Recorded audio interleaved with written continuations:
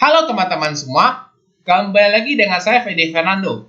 Dan pada video kali ini kita akan membahas mengenai materi akuntansi lanjutan 1, chapter 10, yaitu tentang insolvency, liquidation, and reorganization. Seperti biasa, pertama-tama kita bahas dulu nih pengertian dari insolvency. Teman-teman, sebenarnya insolvency itu sama aja dengan posisi di mana perusahaan itu mengalami kebangkrutan. Di mana kondisi insolvensi ini adalah di mana perusahaan atau orang pribadi itu nggak mampu membayar atau melunasi kewajibannya yang telah jatuh tempo. Dari kasus insolvensi ini sebenarnya ada beberapa tindakan yang dapat diambil oleh perusahaan, teman-teman. Pertama, ada yang namanya contractual agreement, di mana antara pihak debitur dan kreditur itu akan membuat perjanjian di luar proses likuidasi, di mana nanti kreditur itu adalah pihak yang punya piutang dan debitur pihak yang punya utang, teman-teman. Lalu yang kedua ada bankruptcy. Bankruptcy ini maksudnya adalah di mana perusahaan itu akan mengajukan permohonan pilot. Dan yang terakhir ada yang namanya reorganization. Reorganization di sini maksudnya adalah di mana antara debitur dan kreditur itu akan mengajukan permohonan reorganisasi. Reorganisasi itu contohnya misalkan kayak si debitur minta waktu atau jangka waktu dari si utangnya itu diperpanjang atau diperbaharui seperti itu. Kemudian terkait dengan insolvensi ini sebenarnya ada suatu laporan yang kita sebut sebagai statement of affair, teman-teman. Nah, biasanya pada saat perusahaan itu masih beroperasional secara normal, ada 5 laporan keuangan nih yang bakal dibuat oleh perusahaan. Yang pertama ada income statement atau laporan laba rugi. Yang kedua ada RA statement atau return earning statement. Yang ketiga ada SOFP atau statement of financial position atau laporan posisi keuangan. Yang keempat ada cash flow atau laporan arus kas. Dan terakhir ada notes of financial position atau catatan atas laporan keuangan. Nah, pada saat perusahaan itu akan melakukan likuidasi, mereka akan menyusun yang namanya statement of affair, di mana statement of affair ini adalah laporan yang menunjukkan jumlah kelompok klaim yang bisa diterima ketika terjadi proses likuidasi. Nah, sebenarnya bentuk statement of affair ini agak mirip-mirip ya, cuman nggak serupa seperti SOFP atau statement of financial position, di mana nanti di dalam statement of affair itu antara aset dengan liability-nya itu akan dibagi menjadi beberapa kategori-kategori, teman-teman. Ya, di mana untuk kategori aset itu ada assets with pledged fully secured creditor, ada with partially secured creditor, dan ada free asset. Sedangkan liability ada liability having priority, secured liability, dan ada unsecured liability.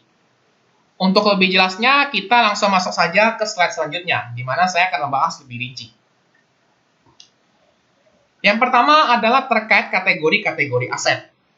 Untuk aset itu ada 3 kategori. Intinya pertama adalah aset pledged with fully secured creditor.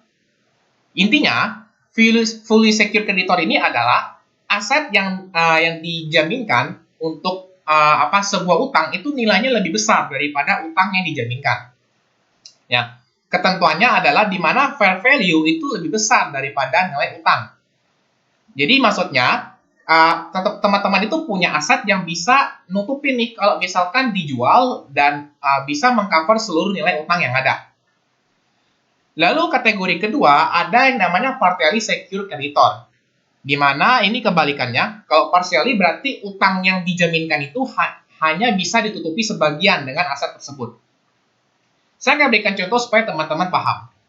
Ibaratnya saya punya tanah, ya, saya punya tanah untuk kemudian saya jaminkan kepada bank, ya, untuk meminjam sejumlah uang. Berarti kita akan sebut sebagai bank loan.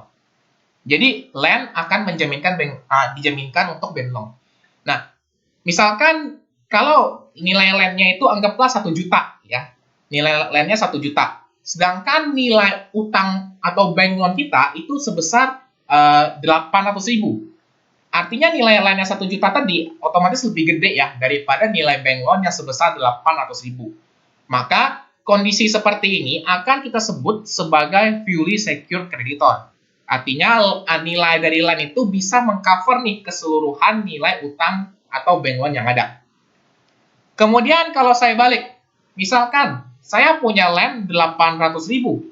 Tapi saya minjam uang ke bank, saya catat sebagai bank loan, dan ternyata saya minjam duitnya sebesar 1 juta. Kondisi seperti ini ya, berarti kan kalau misalkan perusahaannya bangkrut atau perusahaannya nggak beroperasi lagi, tanahnya dijual ya sebesar anggaplah tadi 800.000 lah ya, kita optimis ya.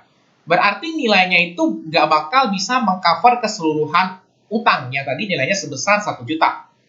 Nah, kurang lebih itu perbedaan antara partially dengan fully secured. Kemudian ada free asset. Free asset ini sebenarnya kayak aset biasa aja, di mana aset-aset yang terdaftar di dalam free asset ini tidak digunakan untuk menjaminkan sejumlah hutang, teman-teman. Kemudian kita masuk ke liability. Liability kategorinya ada 3, tapi dia kategorinya juga mirip-mirip kayak yang tadi ada di aset. Yang pertama ada liability having priority. Jadi dari pengertiannya aja kita udah tahu ya having priority. Artinya utang-utang yang termasuk ke dalam kategori ini itu menjadi prioritas untuk dilunasi pada saat proses likuidasi. Contoh, misalkan kayak salaries and wages payable, ya. Karena kan kalau misalkan karyawan gajinya nggak dibayarkan, pasti karyawannya ngamuk nih teman-temannya, seperti itu. Kemudian ada yang namanya tax payable. Tax payable ini banyak, ada salaries tax payable, kemudian ada kayak property tax payable, sales tax payable, dan masih banyak lagi. Pokoknya segala-segala utang yang berbau dengan tax itu harus masuk ke dalam liability having priority. Dan yang ketiga itu ada pension fund.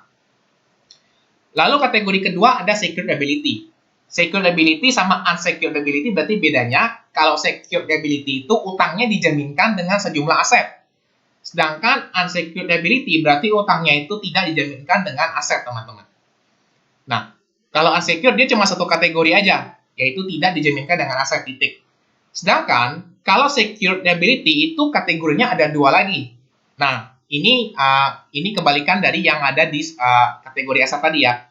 Di mana ada yang namanya di sini posisinya sebagai aset, kalau di sini posisinya tinggal dibalik aja jadi liability. Di mana untuk secured liability itu kategorinya ada fully secured claims dan ada partially secured claims. Jadi sebenarnya tinggal kebalikannya aja tuh. Tadi kalau misalkan saya punya bank loan 800.000 tapi saya punya line 1 juta, berarti nanti kalau dia di bagian liability bank loan-nya itu bakal masuk ke fully secured. Terakhir, di dalam statement of affair itu nanti teman-teman akan mengenal yang namanya deficiency account. Deficiency account itu sebenarnya kayak excess ya, kayak excess atau defisiensi kayak teman-teman kemarin belajar Akmen 2 tentang cash budget ya, dimana nanti akan ada selisih yang timbul. Di sini selisihnya antara fair value dengan book value yang ada. Oke, mungkin sekian dulu untuk teorinya. Supaya lebih paham, kita akan lanjutkan dengan pembahasan problem yang ada. Oke teman-teman, sekarang kita akan masuk ke pembahasan problemnya. Di sini kita akan membahas problem 7, dan sebelum saya mulai membahas soalnya, kurang lebih beginilah format dari statement of affair. Ya, di mana kita masukin nama PT-nya, kemudian nama laporannya yaitu statement of affair, kemudian berapa periodenya. Nah, untuk periodenya ini sama persis kayak SOFP. Jadi kita langsung masukin tanggal per misalkan kayak 1 Januari 2021. Nah, di dalam statement of affair kurang lebih nanti formatnya kurang lebih ada kolom book value, asset, realizable value, sama deficiency account. Nanti bakal saya jelasin fungsi dari masing-masing kolom ini. Kemudian untuk format lainnya yaitu ada liabilities and equity, unsecured liabilities, sama deficiency account. Nanti untuk format yang liabilities equity, kemudian unsecured liabilities sama deficiency account ini nanti untuk mengisi bagian liabilities sama equity-nya. Jadi memang statement of affair ini dia memang mirip-mirip kayak SOFP, cuman di sini posisinya pada saat perusahaan melakukan likuidasi. Oke, seperti biasa kita bongkar soalnya dulu. Di sini ada namanya PT PPSC. Di mana PT PPSC ini dinyatakan bangkrut pada 1 Januari 2021. Dan berikut, ya tabel trial balance ini adalah data terkait posisi keuangan dari PT PPSC per 1 Januari 2021. Ya, berarti untuk tanggal statement of affair-nya, ikutin aja sesuai dengan keterangan tanggal dimulainya likuidasi. Kemudian, seperti biasa ada keterangan tambahan ya. Di sini untuk yang trial balance-nya juga masih banyak yang kosong, banyak yang ada beberapa poin yang belum diisi, teman-teman harus cari dulu. Untuk isi trial balance ini, teman-teman harus lihat informasi tambahan yang sudah dikasih di bawah. Ya, jadi yang pertama itu dia bahas mengenai jumlah saham, ya, jumlah sahamnya.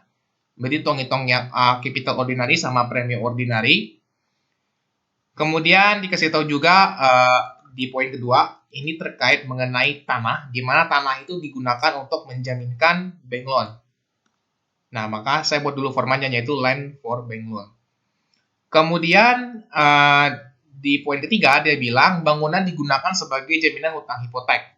Berarti untuk yang di poin 3 buildings for mortgage payable.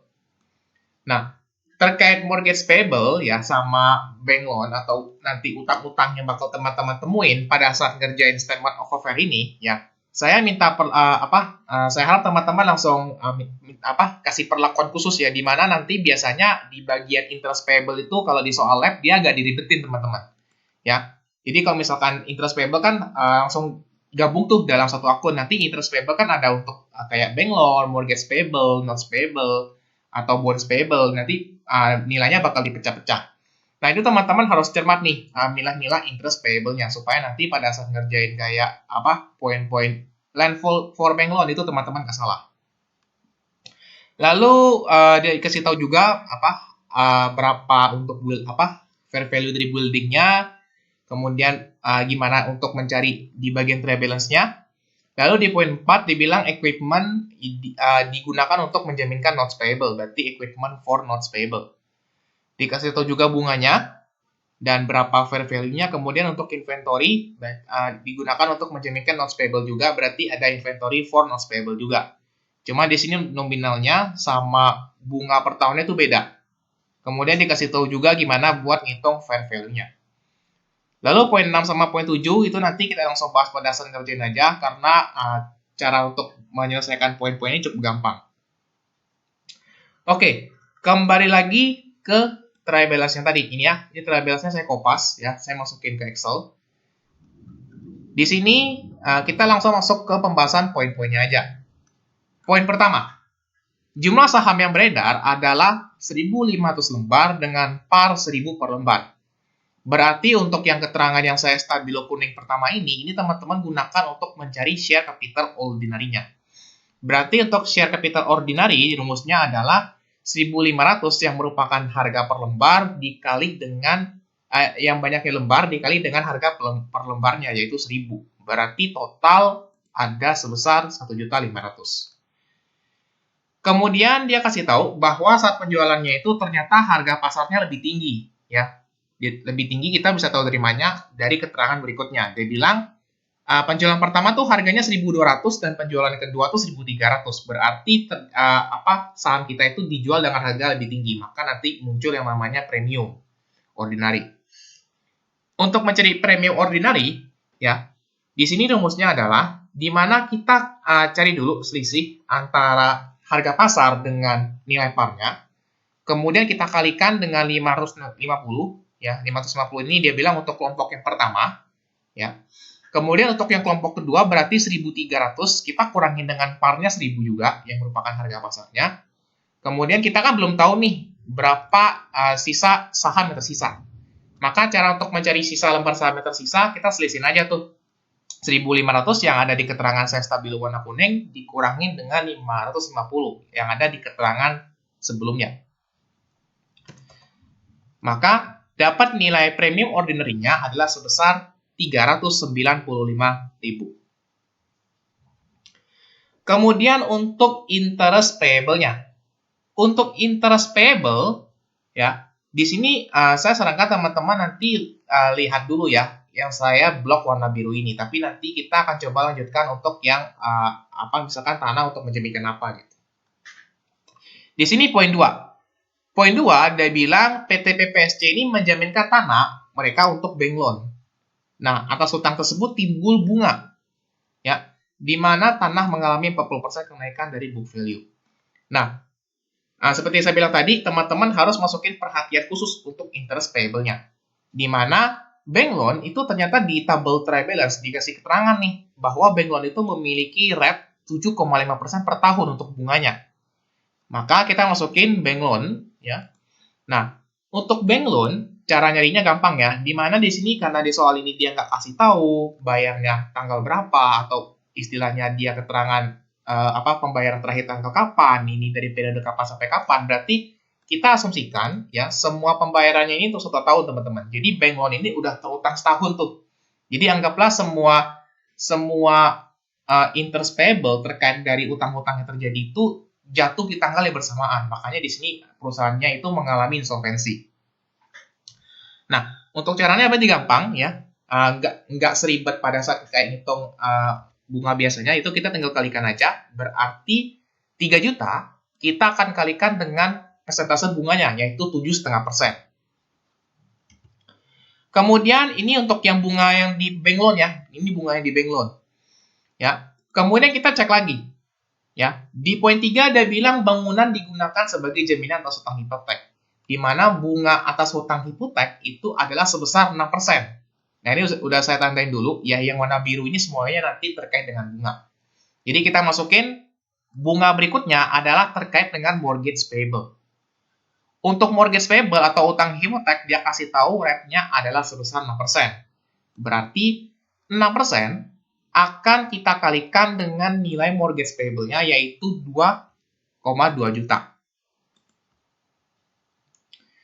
Lalu lanjut lagi, ya di poin 3 udah selesai, ya nanti kita bahas lagi untuk yang kayak kita tentuin asset pledge-nya fully secure atau enggak. Kita lanjut dulu untuk poin 4. Di poin 4 dia bilang bahwa equipment digunakan untuk menjaminkan notes payable. Ya, notes payable-nya itu berbunga 5% per annum. Berarti kita masukin ada notes payable sebesar 5%. Nah, 5%-nya notes payable yang pertama ini nilainya sebesar 750.000. Berarti 750.000 kita kalikan dengan 5%. Ya, ingat tadi karena di soal dia nggak kasih tahu ini ngutangnya dari kapan sampai kapan, maka teman-teman asumsikan aja ini dia ngutang itu udah full 1 tahun. Kemudian di poin kelima, ya, ternyata ada notes payable lagi nih, ya, di mana inventory digunakan untuk notes payable. Berarti notes payable kedua bunganya 4,5%. Berarti kita masukin notes payable yang kedua yaitu 4,5%, kita kalikan dengan 900.000. Nah, udah selesai ya, udah nggak ada lagi ya yang stabilo warna biru ya terkait dengan interest payable. Nanti di ujian, saya sarankan teman-teman baca dulu untuk yang interest payable, karena seperti yang sudah saya tekankan tadi, biasanya di insolvensi ini, ya di statement of affair, yang diribetin tuh biasanya di interest payable-nya teman-teman. Seperti itu. Oke, kemudian setelah dapat nih ya, ini kan interest-nya dipisah-pisah, maka kita boleh lanjut nih ke poin 2 nih, karena kita udah bisa nentuin nih, ini nanti fully secure atau enggak. Pertama, land for bank loan. Ya. Nah, land for bank loan berarti ada land dan ada bank loan yang kita bandingkan. Nah, untuk land dia bilang harga awal atau book value-nya itu sebesar yang ada di trial balance, yaitu sebesar 2.800.000. Kemudian untuk fair value-nya, si tanah ini dikasih tahu di soal bahwa tanah ini mengalami kenaikan 40% dari book value-nya. Berarti ya teman-teman tinggal kalikan aja nih. 2.800.000 dikali dengan 140%. Ya, karena dia bilang lebih tinggi atau mengalami kenaikan 40% dari book value-nya. Kemudian untuk bank loan dia bilang bahwa bank loan di soal itu nggak berubah ya, 3 juta. Dan tadi ada interest ya, ada interest payable yang muncul. Di mana interest payable yang muncul adalah sebesar 225.000, kita langsung ambil dari hitungan interest payable kita tadi. Sekarang, setelah kita dapat data terkait land ya untuk fair value ya sama berapa bank loan-nya totalnya, teman-teman silakan bandingkan antara fair value land ya, fair value land teman-teman bandingkan dengan bank loan ditambah dengan interest yang terjadi. Maka di sini setelah teman-teman bandingkan nih, oh ternyata fair value land-nya itu 3.920 dan total bank loan kita seluruhnya ada 3.225. Maka teman-teman bisa menilai bahwa yang pertama ini tergolong ke dalam fully secure. Kenapa? Karena saya punya barang 3.920 dan saya jaminkan untuk utang yang harganya itu lebih kecil, yaitu 3.225. Maka saya bisa langsung jual landnya dan saya langsung bisa tutupin utang yang 3225 ini. Makanya kita sebut sebagai fully secure. Kemudian kita lanjutkan untuk poin 3. Di poin 3, dia bilang bangunan digunakan untuk jaminan utang hipotek. Berarti kita masukin ada building and mortgage payable. Oke, nah kita masukin ada book value sama fair value-nya. Building ya, di soal teman-teman ya, di soal dia buildingnya belum dikasih tahu ya. Dimana kita harus coba lengkapin dulu nih tabelnya nih. Buildingnya dia bilang laku terjual 1.800.000 dan telah disusutkan 45%. Jadi kita akan coba lengkapin yang book value-nya dulu ya. Caranya, kan di sini dia bilang bangunan telah disusutkan 45%. Berarti 45% dari X adalah sebesar akumulatifnya, yaitu 1.080.000. Nah, supaya kita bisa mencari berapa nilai buildingnya, maka kita harus kita tinggal bagi aja nih, di mana 1.080.000 ya, saya minusin karena di sini kan posisinya akumulatif itu akun kontra ya, di mana dia defaultnya udah kurung, makanya saya kasih tanda minus supaya dia berubah jadi positif. Di mana 1.080.000 saya bagi dengan 45%, karena seperti yang saya bilang tadi, kita kan taunya nilainya 45%, dan kita mau nyari nilai 100%-nya nih, berarti kita tinggal bagi aja. Maka teman-teman akan dapat nilai buildingnya sebesar 2.400.000. Oke, setelah dapat nilai 2.400.000 berarti baru teman-teman bisa lanjut nih ke poin 3. Di mana untuk nilai buildingnya itu adalah sebesar 2.400.000 ya. Ini untuk nyari book value-nya ya. Untuk cari book value berarti teman-teman selisihkan harga perolehan dikurangin dengan akumulasi penyusutan. Kemudian untuk fair value dia bilang bangunan laku 1.800.000 berarti tinggal dimasukin aja 1.800.000.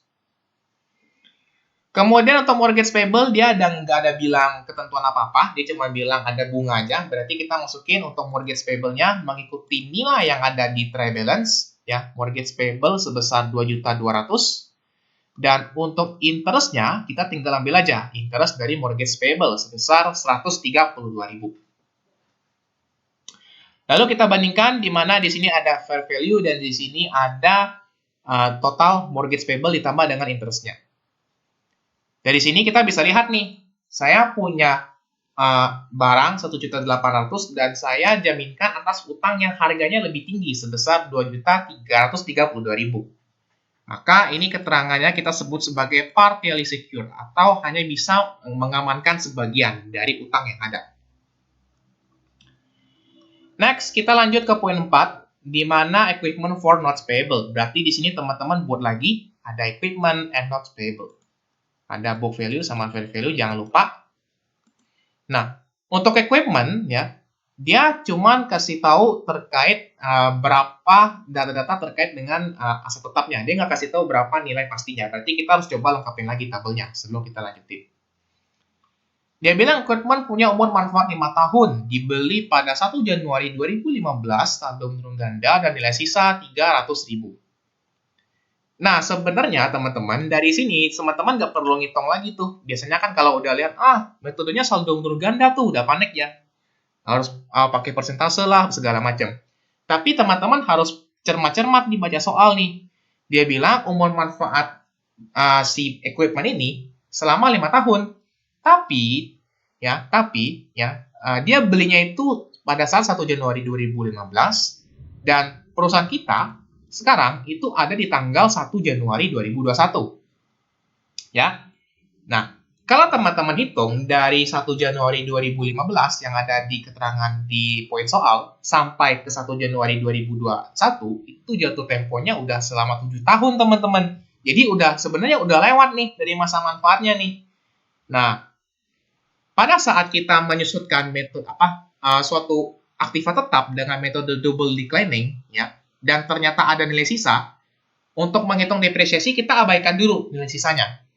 Tapi pada saat si aktiva tetap ini udah habis masa manfaatnya atau masa umur ekonomisnya, maka nilai yang tersisa itu haruslah sebesar 300.000. Jadi mau dia pakai metode apapun ya, entah itu pakai straight line atau pakai unit of activity, selama dia ada keterangan nilai sisa, berarti nanti at the end pada saat si equipment atau aktiva tetap ini sudah mencapai akhir umur ekonomisnya, maka harganya itu pasti harus sebesar nilai sisanya.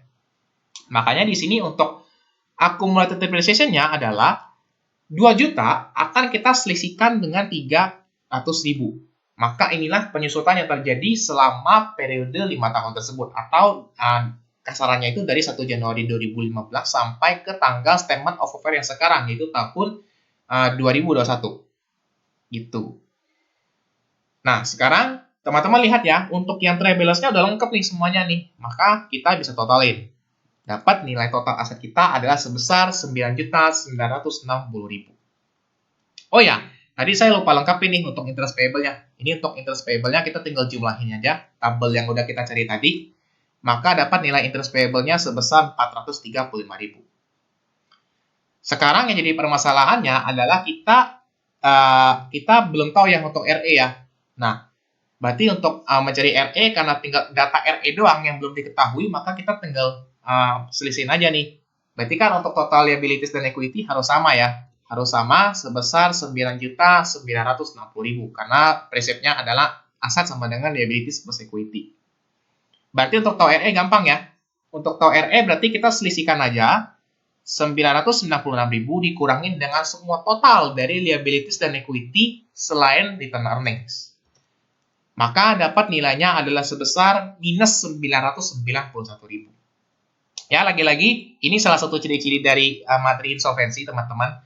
Kalau kalian tanya, kenapa nilai RE-nya minus? Karena ini konteksnya perusahaan yang udah bangkrut, teman-teman.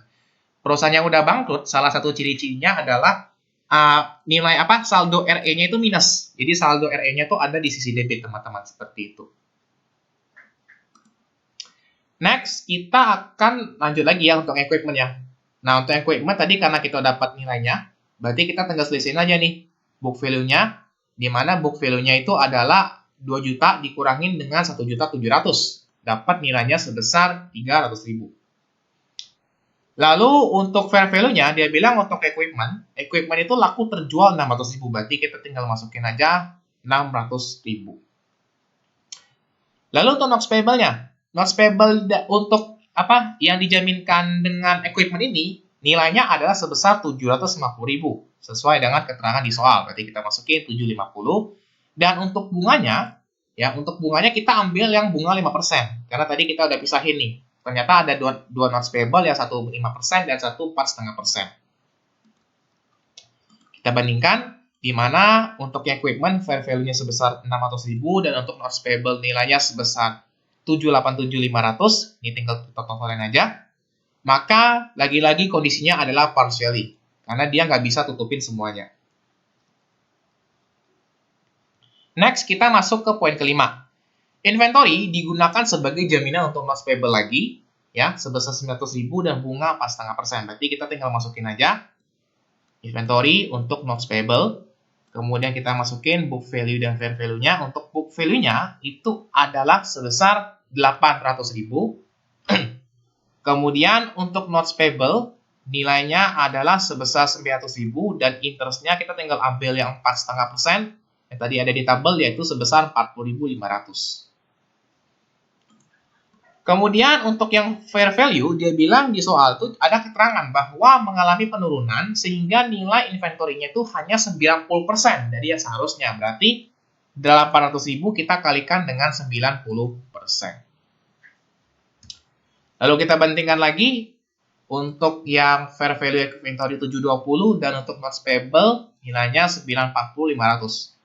Lagi-lagi yang kondisi yang terjadi adalah partially, ya, karena saya punya barang yang dijaminkan harganya 720 tapi utang saya 940.500, artinya saya nggak bisa menutupi semua utang saya, maka keterangannya partially.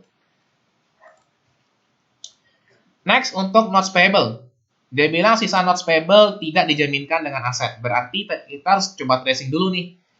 Dia kan kasih tahu bahwa total notes payable adalah sebesar 1.800.000.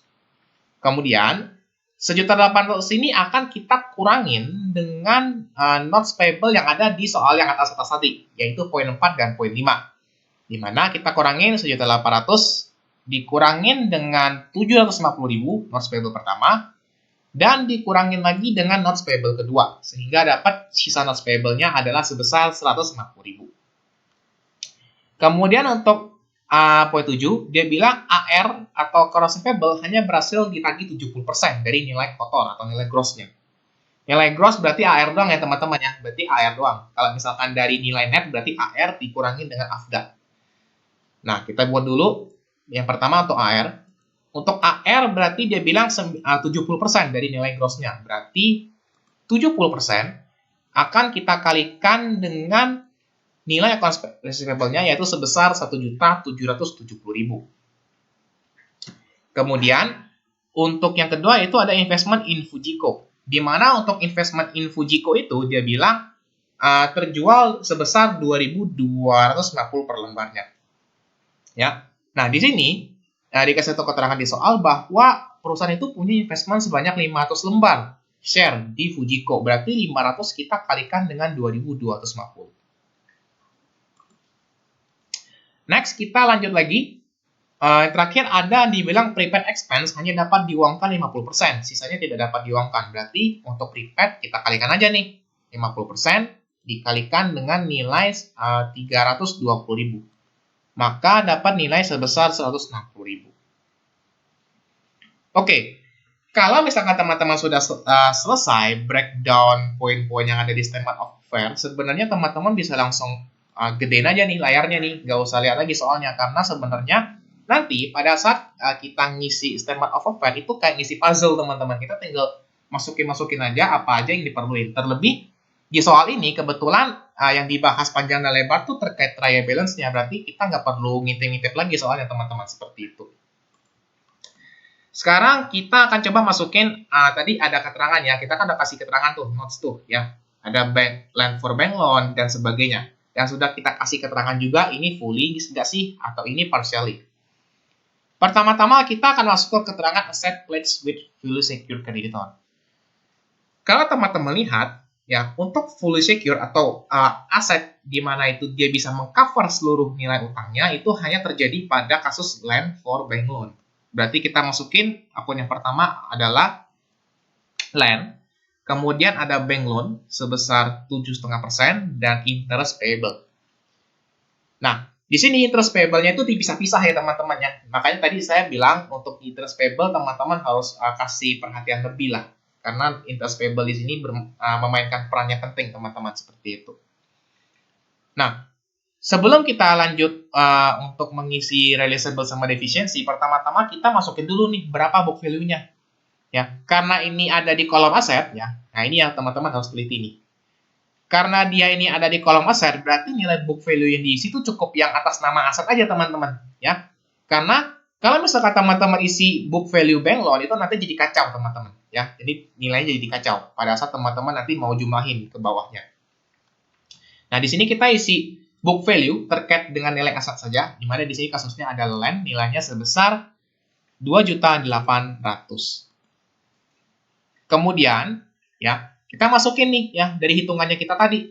Ya, kita masukin hitungannya di bagian kasih spasi lah gitu ya. Kasih spasi kurang lebih berapa senti gitu.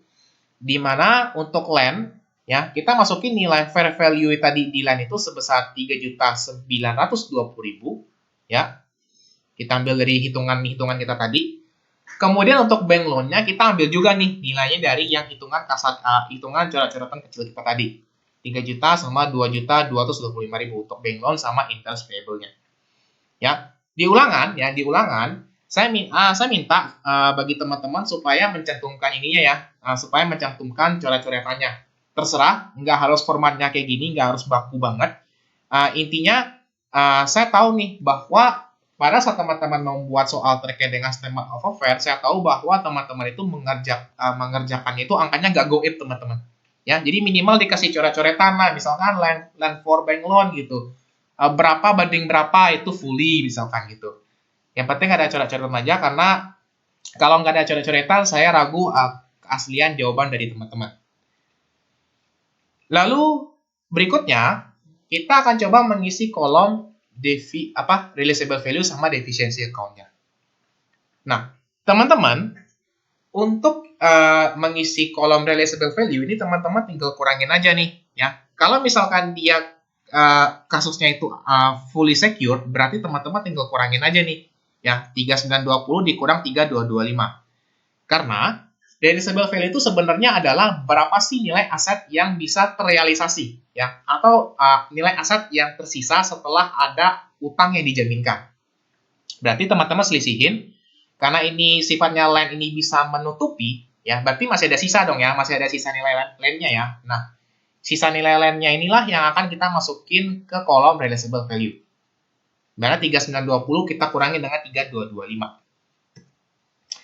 Lalu untuk deficiency account ya, untuk deficiency account di sini sudah saya kasih tahu juga, selisih deficiency account untuk yang entah itu aset with fully atau partially, itu teman-teman langsung kurangin aja fair value yang ada, yang saya bilang tadi kasih space 2 atau 3 kolom gitu ya, kita kurangin langsung dengan book value-nya. Jangan di bagian misalkan nanti ada apa, jangan nanti misalkan teman-teman ngambil angka yang aneh-aneh. Intinya kalau yang untuk yang aset pledged with fully sama partially, caranya adalah teman-teman silakan kurangin fair value ya, fair value yang tadi yang saya bilang kasih kolom dikurangin dengan book value-nya. Kemudian berikutnya kita lanjut ya, karena di sini kalau teman-teman baca itu sudah nggak ada lagi yang terkait fully, yang ada itu partial semua, maka kita lanjut ke bagian partial. Untuk parsial di sini saya langsung masukin aja semuanya ya, sesuai dengan hitung-hitungan kita tadi.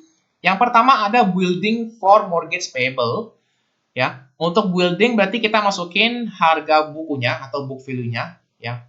Kita masukin sesuai dengan nilai yang ada di trial balance kita. Di mana 2,4 juta dikurangi dengan 1.080.000, maka dapat nilai sebesar 1.320.000. Kemudian untuk fair value dari building ini adalah sebesar 1.800.000, berarti masukin 1.800.000. Lalu untuk mortgage payable ya nilainya sebesar 2.200.000 dan untuk interestnya langsung dimasukin juga sebesar 132. Ditotalin dapat nilai sebesar 2332. Nah, karena di sini sifatnya ya, ini kan building kan cuman 1.800.000, tapi ternyata mortgage plus interestnya tuh lebih gede. Maka kita nggak bisa isi nih di kolom realizable value, karena ingat tadi realizable value itu adalah berapa sih nilai aset yang terrealisasi dari sekian nilai yang ada. Maka minusnya ini atau selisih kurangnya ini akan kita langsung masukin ke bawahnya aja sebagai keterangan bahwa terjadi kekurangan kayak minus gitu, terjadi kekurangan jaminan sebesar 532.000 seperti itu. Jadi jangan diisi di realizable value-nya ya. Ingat tadi saya bilang realizable value itu untuk melihat berapa sih nilai aset yang bisa kita realisasikan seutuhnya, atau nilai aset yang tersisa setelah kita jaminkan dengan sejumlah utang kalau kondisinya dia fully secure. Ya, ini nanti bakal saya tanya juga kalau misalkan kita masuk ke mintaunya. Kemudian berikutnya adalah equipment dengan notes payable ya, karena stepnya itu masih sama juga, berarti kita masukin untuk equipment BV-nya HP kurang akumulasi depresiasi.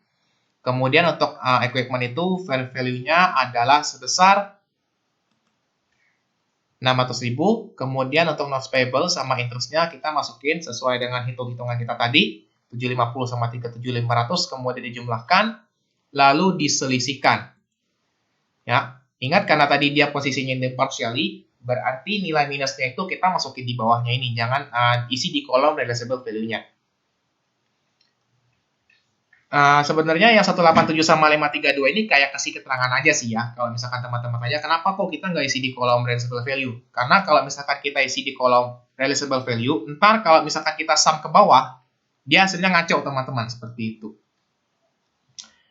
Kemudian berikutnya adalah inventory ya, sama notes payable. Berarti kita masukin inventory sesuai dengan data di soal, nilainya sebesar 800.000 ya, ada di trial balance juga.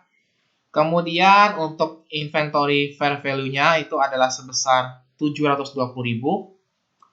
Lalu untuk notes payable sama interest payable-nya kita ikutin sesuai dengan coret-coretan kita, ada 940.000 ditambahin. Kemudian selisihnya, lagi-lagi kita kasih kayak keterangan aja tuh di bawah. Ada minus 220.500. Kemudian, untuk yang berikutnya, kita masuk ke bagian defisiensi dari partially. Ya. Untuk defisiensi berarti kita kurangin aja fair value dengan book value dari masing-masing aset. Berarti untuk yang building 1.800 dikurang 1.320.000. Kemudian untuk yang equipment 600 dikurang 300, dan untuk yang inventory 720 dikurang 800.000. Oke, sekarang setelah masuk partially, kita masuk ke free asset. Sebenarnya untuk free asset ini adalah dia semua aset ya selain yang kita jaminkan. Jadi sisanya aja nih, semua sisa akunnya akan kita masukkan ke dalam golongan free asset. Nah, ini langsung saya blok aja.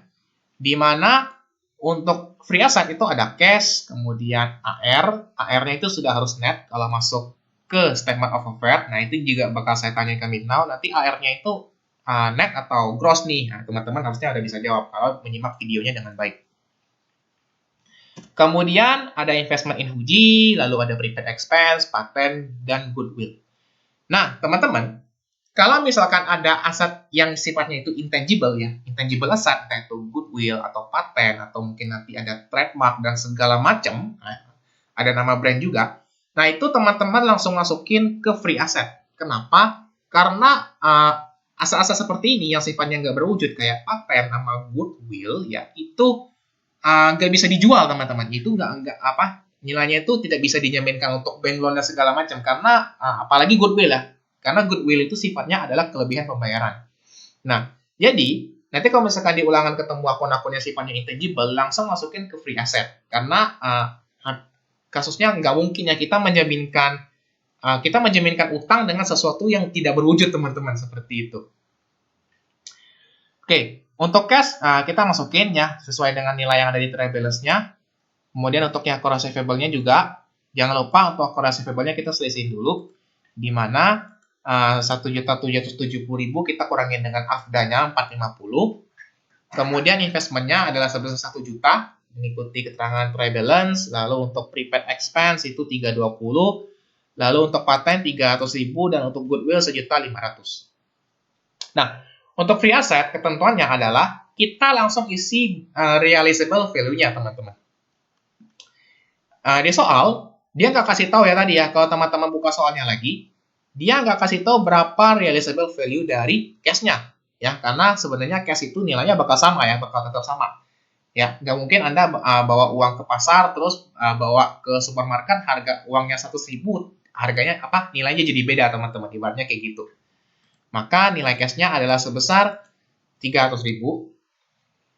Dan karena karena ini langsung sekalian aja, berarti kita langsung isi bagian kolom deficiency account. Ya, dimana cara mengisinya adalah kita bandingkan antara berapa realizable value dengan nilai book value-nya. Ini ketentuan kalau misalkan dia di free asset. Dan makanya sudah saya kasih keterangan, kalau untuk mengisi deficiency account di free asset itu fair value akan masuk ke kolom realizable value, kemudian dikurangin dengan book value-nya. Nah, maka tidak ada selisih yang terjadi ya, maka selisihnya itu 0. Kemudian untuk core receivable net, ya, dia bilang untuk nilai core receivable net, realizable value-nya itu ada di poin 7 tadi. Ya. Jadi, fair value dari free asset itu akan langsung masuk ke kolom realizable value. Di mana tadi fair value atau nilai yang berhasil ditagih dari si AR ini adalah sebesar 1.239, berarti dimasukin. Nah, kita selisihkan sehingga kita dapat ada defisiensi. Defisiensinya adalah sebesar minus 81.000. Next, ada investment di Fujiko. Di mana investment di Fujiko ini untuk fair value-nya itu tadi ada di soal juga di poin 7. Nilainya sebesar 1.125.000. Maka kita selisihin. Kemudian untuk prepaid expense, dia bilang tadi untuk fair value-nya 160.000. Kita selisihin. Kemudian untuk yang paten, nilainya 0 ya teman-teman ya. Seperti yang saya bilang tadi, untuk aset-aset yang sifatnya itu nggak berwujud, langsung masukin ke bagian free asset. Karena sebenarnya, ya, Nilai realizable value dari intangible asset kayak paten, goodwill, trademark, dan segala macam itu nilainya adalah sebesar 0, teman-teman. Karena nggak ada orang yang ibaratnya mau beli kelebihan pembayaran. Atau nggak ada orang yang mau beli nama perusahaan yang sedang menuju kebangkrutan, teman-teman. Seperti itu. Maka langsung dikasih aja realizable value-nya 0, maka di sini defisiensinya adalah sebesar nilai dari si paten atau goodwill tersebut. Nah, sekarang setelah kita menotalkan, ya setelah kita udah masukin nih free asset, pledge with partially, sama fully secure, maka langkah berikutnya kita totalin. Nah, makanya tadi saya bilang nih, untuk yang ngisi bagian yang fully sama partially itu teman-teman harus hati-hati formatnya, karena kalau sampai teman-teman ngaco, ya apalagi kalau misalkan ngerjain ujiannya nanti mungkin pakai Excel yang untuk membantu, nanti kalau teman-teman sum ke bawah, nanti nilainya jadi error, teman-teman, ya. Karena masing-masing untuk kolom realizable sama kolom defisiensi itu masing-masing akan kita jumlahkan. Sehingga dapat untuk yang realizable sebesar 3.519.000 dan untuk defisiensinya adalah minus 96.000. Oke, nah sekarang berikutnya adalah kita kasih keterangan dulu sih sebenarnya terkait dengan liabilities having priority. Sebenarnya section liabilities having priority ini akan kita gunakan juga nih pada saat di bagian liabilities and equity. Nah, sebenarnya liabilities having priority di bagian ini hanya untuk ngecek aja nih ya. Jadi di statement of affair itu cara ngeceknya agak sedikit berbeda karena kalau SOFP kan harus balance ya. Berarti antara bagian aset dengan liabilities and equities-nya tuh harus sama. Tapi kalau di statement of affair, kita punya skema tersendiri nih buat ngecek apakah teman-teman itu balance nggak atau benar nggak cara ngerjainnya. Caranya adalah kita nanti akan lihat nih, apakah nilai estimasi sama unsecured deficiency account-nya itu sama, teman-teman. Seperti itu. Maka, sekarang kita masukin dulu untuk liability saving priority-nya. Di mana untuk liability saving priority di sini seperti yang sudah saya sebutin di PPT juga atau di teorinya ada kayak salaries and wages payable, kemudian ada tax payable, entah whatever tax-nya itu, entah itu untuk property tax, sales tax, atau income tax. Kemudian ada pension fund ya. Nah, pension fund itu kayak misalkan kita punya dana pensiun nih kepada karyawan. Nah, itu harus kita bayarkan dulu ya. Gitu. Maka kita masukin nilai salaries and wages, tax sama pension fund-nya. Kemudian berikutnya kita akan coba hitung nih berapa net free asset. Net free asset di sini maksudnya adalah kalau misalkan kita punya total realizable value sebesar sekian ya dan kita kurangin dengan liabilities having priority-nya yang tadi kayak ada salaries, tax dan pension fund, kita mau tahu nih berapa sih kira-kira bersihnya aset kita gitu. Nah, kita kurangin maka nilainya adalah sebesar 2.398.000. Ingat ya, tadi net free asset itu kita mau tahu berapa sih nilai aset kita setelah kita tahu NRV dikurangin dengan liabilities having priority-nya. Kemudian untuk yang dua ini bakal kita kosongin dulu ya, karena ini memang skema untuk mengecek apakah teman-teman ngerjain statement of affair-nya itu benar atau enggak. Dan nanti angkanya itu harus balance teman-teman seperti itu. Kemudian langkah berikutnya adalah kita masuk ke section liabilities and equity. Yang pertama, lagi-lagi liability having priority. Untuk liability having priority, kita tinggal kopas saja dari section sebelumnya. Nah, bedanya, kalau di section yang liability having priority yang ini teman-teman nggak masukin book value-nya, karena dia masih bagian aset. Sedangkan, setelah masuk bagian liabilities dan equity, maka untuk liability saving priority ini akan kita masukin berapa aja book value-nya. Nah, berarti untuk salaries and wages payable, ya, nilainya adalah sebesar 290.000, tax payable 376, dan untuk yang pension fund-nya 455. Oke. Karena di sini ya liability saving priority itu sifatnya adalah utang yang harus diutamakan untuk pembayaran pada saat likuidasi, maka kita kasih kayak catatan aja nih ya, catatan aja untuk yang yang kayak fair value-nya gitu. Nah, dia nggak masuk ke kolom unsecured liabilities karena seperti namanya aja unsecured liabilities. Berarti nanti angka-angka yang ada di bawah kolom ini adalah kita mau tahu utang apa aja sih yang nilainya itu belum tercover sama suatu aset, teman-teman, seperti itu. Kemudian kita masuk ke bagian fully secured liabilities. Tadi fully secured liabilities sebenarnya teman-teman udah masukin di atas ya, terkait asset pledged with fully secured creditor. Maka teman-teman akan pindahin aja nih. Nanti kan tadi kan karena ini di bagian aset berarti line-nya di atas. Nah, sekarang karena kita lagi ngerjain bagian liability sama equity-nya, kita balik aja nih, berarti bank loan, interest payable, sama land, gitu. Jadi sebenarnya kalau ngerjain statement of affair itu, kita sulitnya di awal aja nih. Ya, tadi kan kayak tadi saya jelasin panjang lebar, cara cari keterangannya, kemudian gimana masukin ke statement of affair. Nah, kalau misalkan di bagian liabilities dan equity-nya, itu udah gampang tuh, kita tinggal balik-balik aja tuh formatnya tuh. Berarti untuk yang partially juga berlaku sama ya teman-teman ya. Dimana untuk partially, tadi kan ada tiga transaksi ya untuk yang partially ya. Ada yang building for mortgage, equipment for notes, sama inventory for notes. Berarti kita balik aja. Dimana mortgage sama interestnya di atas, notes-nya sama interestnya di atas, kemudian notes sama interestnya di atas gitu. Kemudian berikutnya kita tinggal masukin aja, karena ini sudah bagian liabilities dan equity, ya udah section yang liabilities dan equity, maka baru nih kita masukin nih berapa book value dari bank loan sama book value dari interestnya, ya sama juga untuk yang mortgage payable-nya untuk bagian partially, ya kita masukin. Untuk equipment, inventory, building atau yang labelnya itu aset jangan dimasukin ya teman-teman ya, sama tadi pada saat teman-teman ngerjain bagian asetnya, dimana untuk yang loan atau utang-utang itu jangan dimasukin seperti itu. Kemudian sekarang kita coba masukin datanya. Sekarang tadi kan kita baru ngisi book value-nya, sekarang kita akan coba ngisi fair value-nya. Nah, di sini fair value dari bank loan ya, ini masih sama juga nilainya ya, karena nggak ada perubahan, berarti masukin 3 juta sama 225. Dan kita totalin dulu, berarti 3.225.000.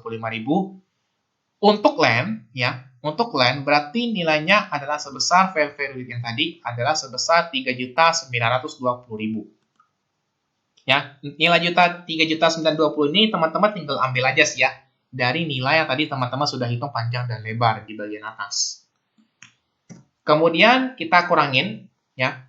Nah, sekarang teman-teman lihat. Karena ini keterangannya itu adalah fully secure, berarti kan nilai asetnya lebih gede ya, berarti nanti akan timbul minus nih pada saat teman-teman kurangin. Berarti 3225 dikurang 3920 hasilnya pasti minus. Ya, minus sebesar 695. Nah, minus 695 ini enggak kita masukin ke unsecured liabilities. Kenapa? Karena nilai yang bank loan ini semuanya udah tercover sama nilai silen. Makanya kita nggak masukin ke unsecured liabilities ini, cuman kayak keterangan aja bahwa dari land yang kita jaminkan ke bank loan itu ternyata masih ada sisa sebesar 695 kayak gitu. Lalu untuk partially secured liabilities ya, di mana untuk yang mortgage payable ini teman-teman masukin nilainya sama 2.200.000 sama 132. Untuk yang buildingnya teman-teman tinggal ambil yang fair value-nya yaitu 1.800.000 ya. Lalu karena di sini nilainya itu nggak bisa mengcover semuanya ya, kalau teman-teman totalin ya, ini kan nilai total utangnya 332, sedangkan nilai jaminan 1.800.000, berarti ada yang nggak kejamin. Nah, nilai yang nggak kejaminnya itu akan teman-teman masukin di bagian unsecured liabilities-nya. Gitu. Jadi semua nilai yang ada di partially perlakuannya sama kayak gini, dimana sisa nilai utang yang nggak ke-cover akan kita masukin ke bagian kolom unsecured liabilities. Lalu untuk notes payable juga sama, masukin 750, nggak ada perubahan ya, tadi kan. Kemudian untuk yang notes payable juga sama, totalin. Nah, equipment-nya kita ambil harga fair value-nya yaitu sebesar 600.000, jadi kita bandingkan. Dan selisihnya itu akan masuk ke bagian unsecured liabilities, 787 dikurang 600.000. Lalu untuk notes payable 900.000 dan 40.500, dan untuk inventory ya, untuk inventory berarti kita ambil nilai yang ada di sini adalah sebesar 720.000 yang untuk totalnya adalah sebesar 940.500. Maka selisihnya adalah sebesar 220.500 masuk ke kolom unsecured liabilities. Sekarang kita masuk ke unsecured creditor, teman-teman. Nah, unsecured creditor seperti yang ada di teori tadi, intinya adalah apa aja sih utang yang nggak di-cover sama suatu aset, ya. Atau istilahnya kayak free asset tadi lah, ibaratnya utang apa aja sih yang belum kita listing di bagian si statement of affair ini. Nah, kalau teman-teman perhatikan itu ada dua akun aja, ada accounts payable sama notes payable yang sisaan yang tadi. Dimana untuk nilai accounts payable dan notes payable book value-nya kita mengikuti aja. Dimana untuk accounts payable 500.000 dan untuk notes payable itu 150 sesuai dengan hitungan kita tadi, dan dimana dia bilang untuk sisanya masuk ke unsecured creditor. Kemudian karena ini nilainya unsecured, berarti kita langsung masukin ke kolom unsecured liabilities. Berarti kita masukin. Nah, maka total dari unsecured liabilities tinggal kita sama aja nih dari atas ke bawah, ya. Dari atas sampai ke bawah. Maka dapat nilai total unsecured liabilities adalah sebesar 1.590.000. Next, kita akan coba masuk ke shareholder equity. Sebenarnya untuk shareholder equity ini kita tinggal kopas saja ya. Dimana untuk share capital ordinary, ada premium ordinary, dan ada return earnings. Nilainya pun sudah kita dapetin di trial balance tadi, di mana untuk book value-nya itu tinggal kita kopas saja, di mana untuk capital ordinary 1.500.000, premium 395, dan return earning minus 991. Maka kita tinggal masukin semuanya. Nah, berikutnya adalah kita akan coba langsung masuk ke bagian deficiency account. Nah, ini yang jadi kasusnya sama kayak pattern sama goodwill tadi. Dimana kalau kata nama goodwill itu kan ibaratnya kayak siapa sih yang mau beli aset perusahaan yang udah bangkrut, ibaratnya yang udah mau dilikuidasi. Nah, sama juga kayak share capital ordinary sama share premium ordinary dan return earnings ini. Nah, maka nilai share capital ordinary, premium ordinary, dan RE ini akan langsung kita masukin ke deficiency account-nya. Gitu. Kemudian kita akan coba totalin dulu untuk book value-nya. Kita tinggal sama aja dari atas section liability sampai ke bagian shareholder equity. Ya. Harusnya nilainya balance sebesar 9.960.000. Nah, ini salah satu cara untuk mengukur nih, kalian benar nggak ngerjain kolom book value-nya. Kalau benar berarti kan sama ya, 9960 sama 9960. Lalu kita jumlahin untuk deficiency account, bagian liabilities dan equity aja. Ya, jadi ini masing-masingnya.